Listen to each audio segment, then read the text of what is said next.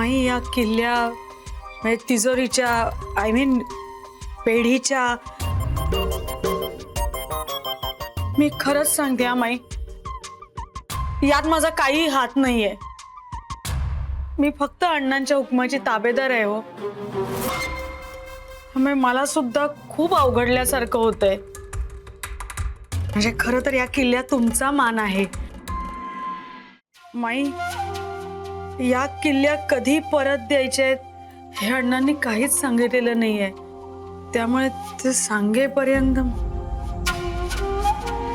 ठेव तुझ्याकडे, बघ जरा सांभाळून. पण एक सांगते वसुधा, या किल्ल्या योग्य हातात आणि योग्य कुलपातच शोभून दिसतात. हो तुमचं बरोबर आहे. पण माई योग्यची आता व्याख्या बदलते ना. कालपर्यंत अमृता योग्य होती, आज तसं नसतं वसुधा. योग्यची व्याख्या कधीच बदलत नाही. जे सोनं शुद्ध असतं ना ते कितीही जाळलं पोळलं तरी शुद्धच राहतं.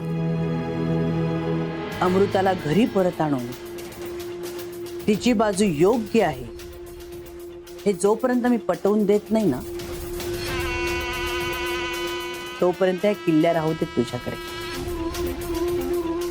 त्या किल्ल्या नकोच आहेत मला, त्या आपोआपच येतील माझ्याकडे जेव्हा अमृताची मी खरी बाजू सिद्ध करेन. तोपर्यंत बघ, या किल्ल्यांची जबाबदारी तुला पेलता येते का?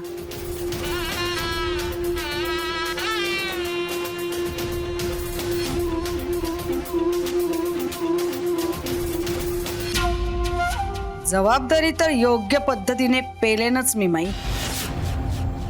किल्ल्या नुसत्या हातात येऊन उपयोगाचं नाहीये, त्या फिरवाव्या पण लागतात योग्य पद्धतीने.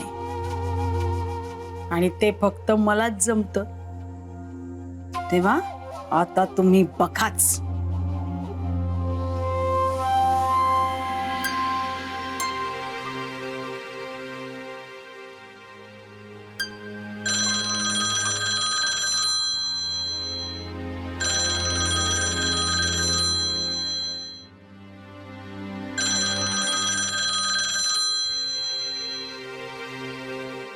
Hello hello hello.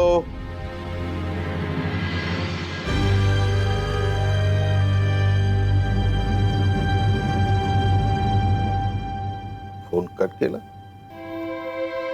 कोण असेल?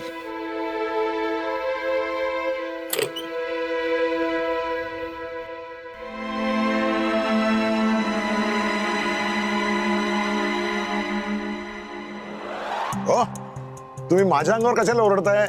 तुम्ही हँडल करायला पाहिजे होती ना सिच्युएशन. काय हँडल करायला हवी होती? अहो तिने डायरेक्ट अटॅक केलं माझ्यावर. वस्तुस्थिती बदलून वेगळ्या प्रकारे प्रेझेंट करताय म्हणत होती आणि उद्याच्या पेपरमध्ये अपॉलॉजी छापून आणा अशी धमकी देऊन गेली आहे ती. अच्छा, अहो देऊ द्या हो. किती द्यायच्या तेवढ्या धमके देऊ दे तिला. मी सांगतो तुम्हाला काय करायचं ते.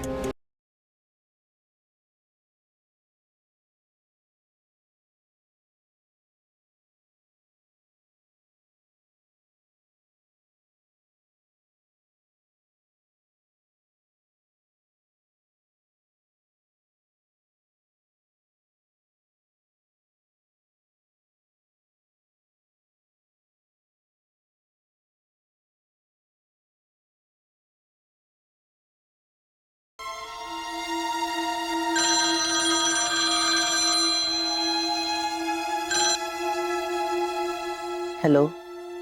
हॅलो माई, तुम्हीच बोलताय ना?